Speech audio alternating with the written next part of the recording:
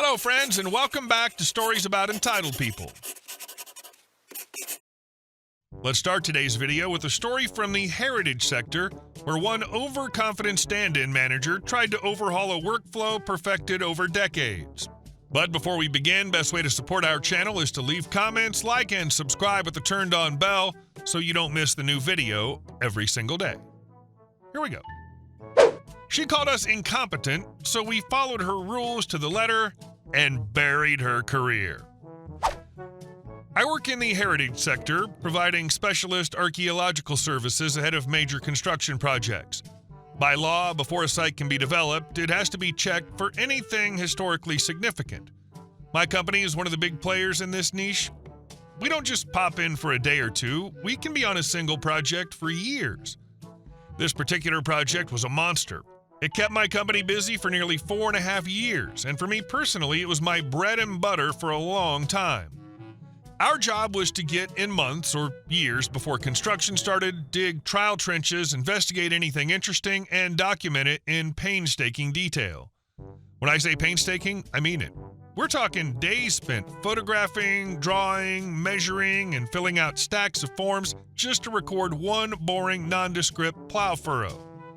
Multiply that by hundreds of identical furrows, and you get the idea. If we did find artifacts, which we'd call finds, it was rarely anything glamorous, mostly bits of broken pottery, some flint, the odd rusted nail or chunk of old horseshoe. Everything got sent back to the office, where the finds department cleaned, cataloged, weighed, and described each item before it was passed to specialists for deeper analysis.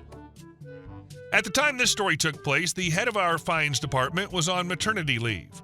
In her place, we got a temporary stand-in. Let's call her Alice.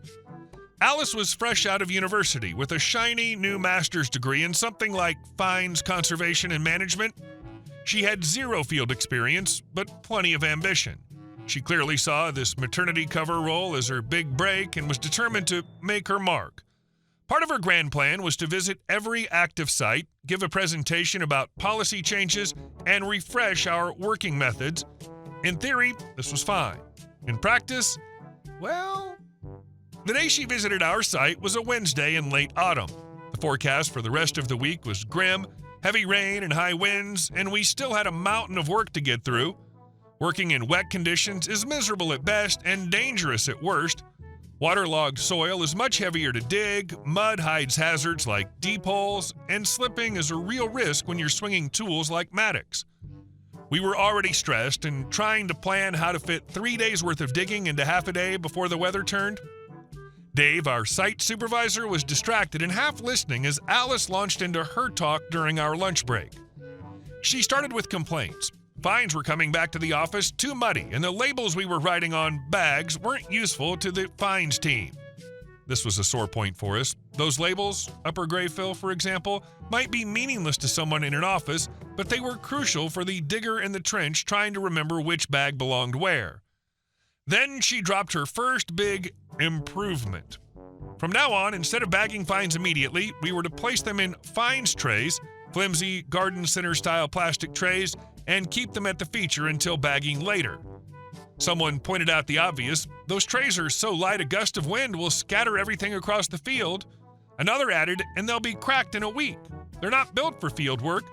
Alice wrote down our concerns, then dismissed them with a smile that said, well, I'm still in charge. One of my colleagues asked the practical question, how do you expect us to carry a toolbox, shovel, mattock, camera, photo scales, and one of these trays to a feature that might be a 20-minute walk from the welfare unit? Alice didn't miss a beat. If you need it, you'll find a way to carry it. Dave tuned in properly at this point, just in time to hear my friend mutter, well, we don't need them, so we won't bother. The conservation then shifted to find selection, the process of deciding which artifacts are kept and which can be recorded and discarded on site. Every project has written guidelines for this.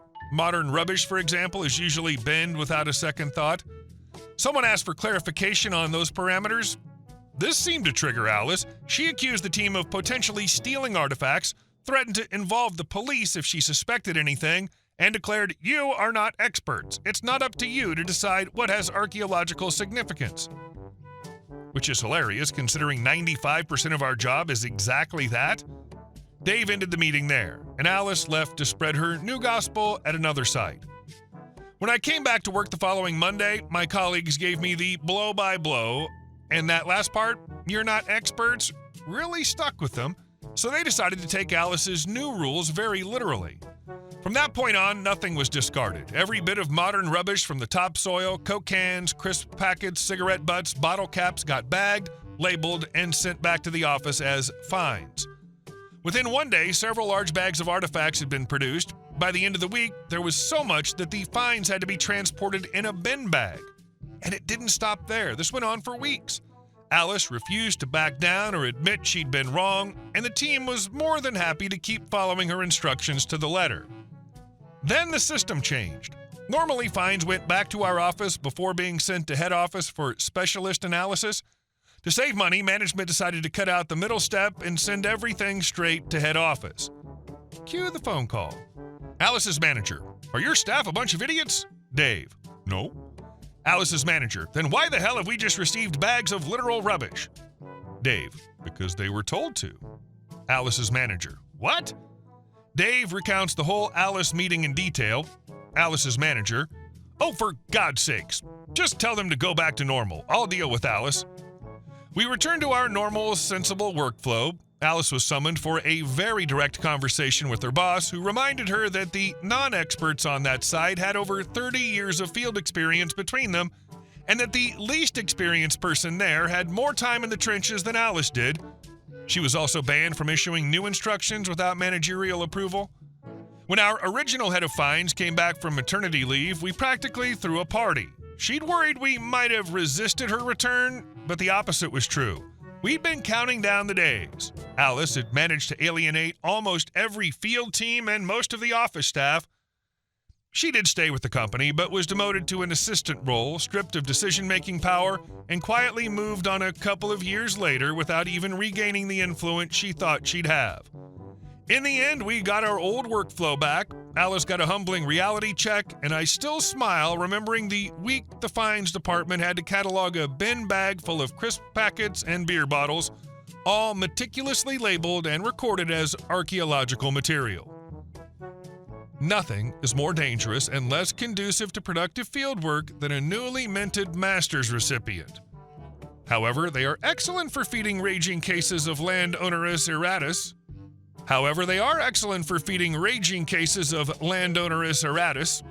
Timely sacrifice can allow experienced field personnel to escape. And our next story. I paid her $100,000 for the cabin. Now it's worth $300,000, and she wants it back. When I was 22, my world turned upside down. My parents passed away suddenly, leaving my sister, now 32-year-old female, and me, 27-year-old male, with the two properties that had been in our family for decades. In the will, she got the family cabin, a lakeside place where we spent every summer since we were kids, and I got the family home. Back then, I was barely out of college, scraping by at my first job. My sister wasn't in debt, but she wasn't exactly flush with cash either. Within a few months, she announced she wanted to sell the cabin. Not because she had to, but because the maintenance was too much hassle. I couldn't stomach the thought of that place being sold to strangers. The cabin wasn't just real estate. It was every fishing trip with Dad, every holiday cookout with Mom, and the creaky old dock where we used to sit until the stars came out. So I offered her $100,000, which was fair market value at the time. I had to take on a mortgage to do it, but I told myself it was worth it to keep it in the family. She agreed and took the money. Fast forward 5 years, I've built a stable life for myself, paid down the mortgage, replaced the roof, fixed the plumbing, painted the exterior, paid the property taxes, and in that time, the real estate market in our area exploded. The cabin's now worth nearly 3 times what I paid for it. Last month, my sister called out of the blue. "I've been thinking," she started, "I'd like to buy the cabin back." I said we can talk numbers, figuring maybe she'd make me a decent offer. But then she dropped it. "I want to buy it for the same price you bought it for in 2018, $100,000. I laughed. "You can't be serious." "I am," she said, her tone suddenly sharper. "That's what Mom and Dad intended for me to have. You got the house, I got the cabin. It's not fair you're sitting on a gold mine because I had to sell." "You didn't have to sell," I reminded her. "You chose to. I bought it at market value, took on all the work and the costs, And now you want it back like nothing happened? You're profiting off our parents' memory, she accused. No, I said, I'm preserving it. If I hadn't bought it, some random guy would have torn it down for a luxury rental years ago. I told her I'd be willing to sell it back to her at a discounted rate from market value, a family price, but not anywhere near what I paid back then. She refused, saying I was taking our parents away from her and called me selfish. That's when I put my foot down. You didn't want the responsibility when it mattered. I did. I've paid every bill, handled every repair, and made sure that cabin stayed standing. If you want it now, you can value it the same way I have, or not at all. She hung up on me. The next day, I started getting texts from her and one of our cousins, stuff like, greed will rot a family from the inside, and it's just money, why not do the right thing? I ignored them. Then my sister tried a different angle, telling mutual friends I'd stolen the cabin from her when she was vulnerable.